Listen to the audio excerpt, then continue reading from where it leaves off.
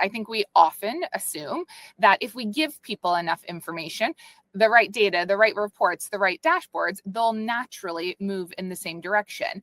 But information alone isn't what actually creates the alignment we're looking for. It's not that there's a knowledge problem, it's that there's actually an alignment problem. Alignment for me is all about this shared understanding, not just shared access to information here. Before we actually need to align where we're going,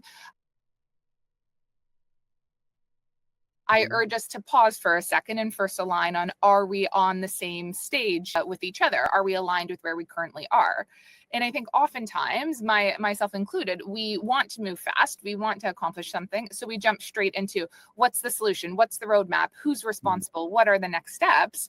Before we've actually confirmed that everyone is looking at the same reality. And I think when we don't take the time to pause and actually align on the current state, we end up in a room where half my team is focused on execution, half my team thinks the problem is the strategy, and no one realizes that we're actually having different conversations. So if we just pause and align, it take the time to get that agreement on the current foundation, that's where we can move forward faster there.